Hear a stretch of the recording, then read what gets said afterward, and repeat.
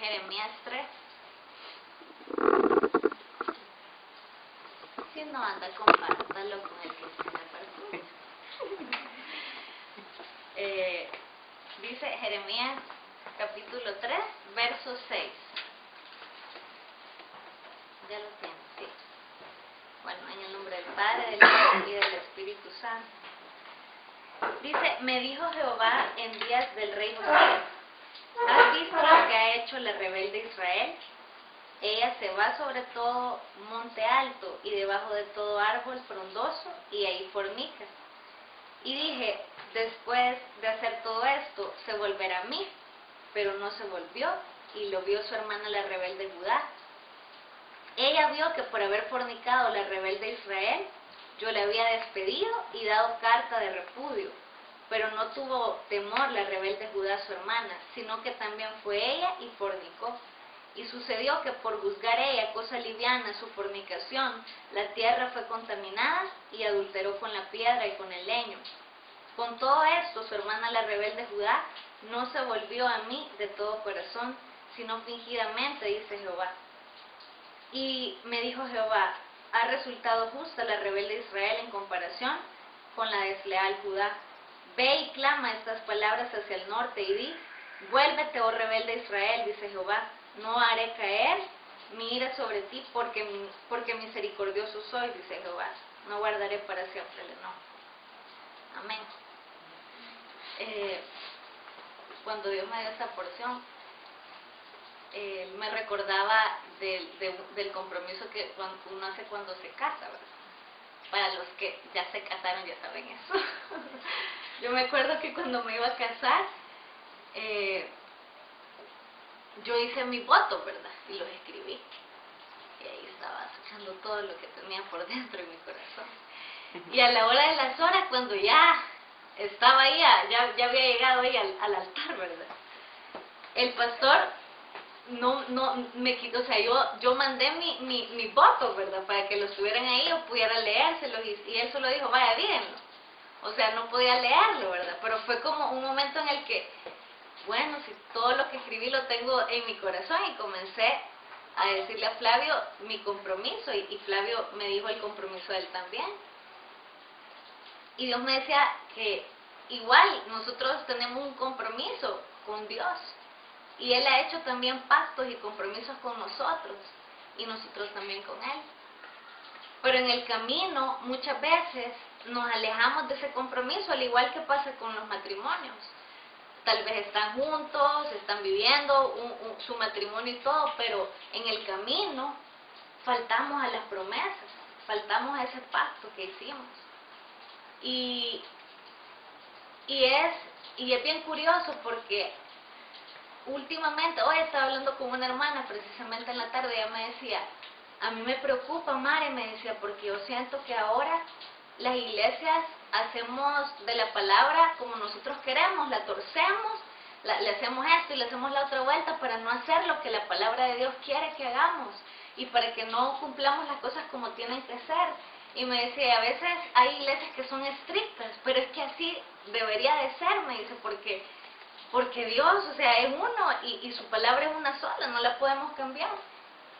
Y ese es el resultado de tantas cosas que pasan en la iglesia. Yo creo aquí, si no estoy equivocada, que por lo menos la mayoría de los que estamos acá tenemos servicio en la iglesia. Y es bien duro ver cómo el enemigo ha trabajado tan finamente, digo yo, ¿verdad? Para destruir la iglesia, para infiltrar el pecado en la iglesia y de una manera tan fina que nadie se da cuenta. Y estamos conviviendo con el pecado y no nos damos cuenta. Estos primeros versos donde dice, ella se va sobre todo monte alto y debajo de todo árbol frondoso y ahí fornica. Dios veía al pueblo de Israel como su esposa, ¿verdad? Y en el capítulo anterior decía eso, ¿verdad? Que es como esposo, que esposo, después de que él sepa que la esposa ha sido infiel, la va a volver a aceptar. ¿Qué? O sea, tal vez muy difícil, ¿verdad? O ya no sería igual. Es como, eso eso de la infidelidad, de la falta de confianza es súper grave, es como algo que te marca para siempre. Y así es el pecado en nuestra vida como hijos de Dios. Es una falta a un pacto y a un compromiso para con Dios. Y le voy a pedir a todos que abran sus Biblias en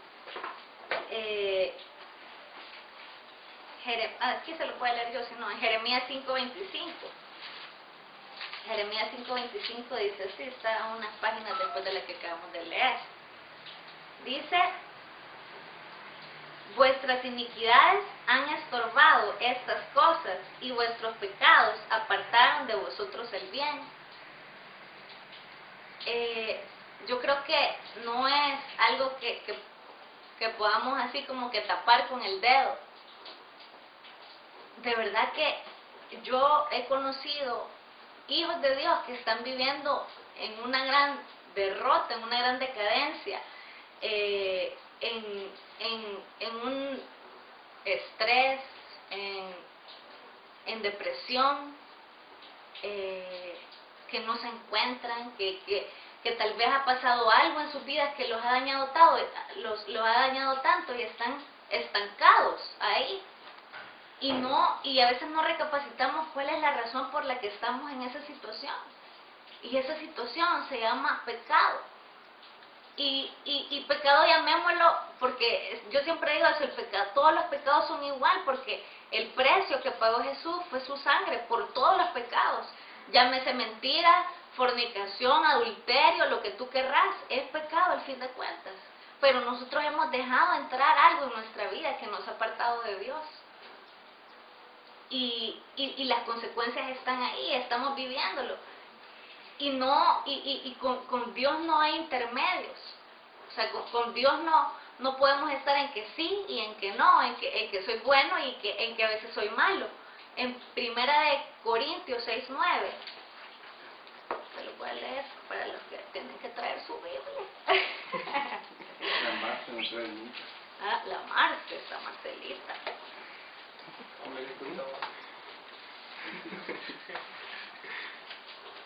1 Corintios 6:9 dice: ¿no sabéis que los injustos no heredarán el reino de Dios? No erréis, ni los fornicarios, ni los idólatras, ni los adúlteros, ni los afeminados, ni los que se echan con varones, ni los ladrones, ni los avaros, ni los borrachos, ni los maldicientes heredarán el reino de Dios. Y esto erais algunos, mas ya habéis sido lavados, ya habéis sido santificados, ya habéis sido justificados en el nombre del Señor Jesús y por el Espíritu de nuestro Dios. En la primera parte, para no leerlo de nuevo, se dice: no sabéis que los injustos no heredarán el reino de Dios. O sea, es bien yo que aquí yo no quiero venir a hablar doctrina, porque no me corresponde a mí venir a hablar doctrina, que si se pierde o no la salvación. Pero la palabra de Dios es bien clara. Y aquí dice que los injustos no van a heredar el reino de Dios. Y los que estemos en pecado no vamos a heredar el reino de Dios. Y es bien yuca, porque en la última parte, en el verso 11, cuando dice: y esto erais algunos, mas ya habéis sido lavados, han sido justificados, han sido santificados. Pero la pregunta es: ¿por qué entonces estamos todavía ahí? ¿Por qué entonces estamos todavía estancados? Y ahora que venía en el carro, de verdad Dios, pero me impactó el corazón, porque me dijo: ¿sabes qué? Muchos no me conocen. Dicen que me conocen, dicen que me sirven, que esto y que lo otro, pero realmente no me conocen. Todavía no hemos entendido lo que Dios hizo por nosotros, el sacrificio que Dios hizo por nosotros, la responsabilidad que nosotros tenemos para con Dios, el pacto que nosotros hicimos con Él y Él con nosotros. Es algo que no se nos puede olvidar de la noche a la mañana. Y en la siguiente parte de Jeremías, cuando dice, pero se lo puede leer, hermano, dice: y dije después de hacer todo esto, se volverá a mí, pero no se volvió, y lo vio su hermano la rebelde Judá. Dice, y Dios, me imagino que Él está ahí, viendo que tal vez nosotros nos equivocamos, y esperando que con las consecuencias de nuestros actos entendamos que estamos mal. Pero dice, y yo vi y pensé que ya con esto iba a tener, pero no se volvió a mí. Yo no sé en qué situación estás tú hoy, pero yo no sé si Dios está esperando. Hey Tito, hey Flavio, hey Dani, ¿qué pasó? Entendé, volvete a mí. Y reincidimos en lo mismo y volvemos a caer y se ha hecho una cadena viciosa que el diablo nos tiene tan atrapados que estamos saliendo y regresando y ese ciclo no para. Y saben que Dios nos ha dado libertad, ha venido para darnos libertad. Y no podemos nosotros que somos sus hijos, que estamos sirviéndole a Él, estar estancados en un vicio de pecado. Él quiere que salgas, Él te está llamando la atención para que recapacites, para que entendas, para que entres en razón y que entendas que fuera de Él no vas a poder hacer nada y que si no te agarras de Él vas a seguir en ese hoyo estancado. Luego dice, ella vio, lo de la hermana rebelde de Judá, ella vio que por haber fornicado la rebelde Israel, yo la había despedido y dado carta de repudio. Pero no tuvo temor la rebelde Judá, su hermana, sino que también fue y fornicó. Y esto es algo también que pasa. Miren, Dios nos habla a tiempo.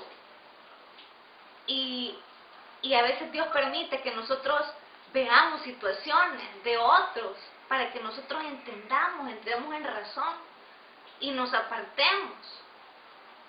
El sabio ve el mal y se aparta.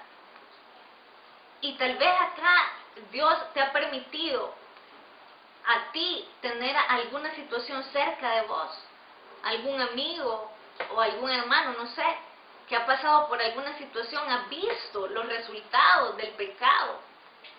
Muchas veces hasta nosotros mismos hemos dado consejos, ¿verdad? Que viene, mira, fíjate qué me pasó, no, mira, el santo del Señor. Y al rato, ¿verdad? Estamos en la misma. Y vemos lo que pasa y damos el consejo, pero a la vuelta de la esquina caemos en la misma situación. En segunda de Pedro 2:6 dice, espérense, está mi Biblia aquí, no es mía, es de Pedrito José, se lo he robado desde hace como 2 meses. Segunda de Pedro dice, 2:6, dice, al conocimiento. ¿Y si condenó? Espérenme, segunda de Pedro. Sí. 2:6. 1:6, sí, con razón. 2:6 dice, y si condenó por destrucción a las ciudades de Sodoma y de Gomorra, reduciéndolas a ceniza y poniéndolas de ejemplo a los que habían de vivir impíamente. Miren, es bien delicado, o sea, a veces así como Dios hace una obra así, pues, como esa de Sodoma y Gomorra, las redujo a ceniza, polvo.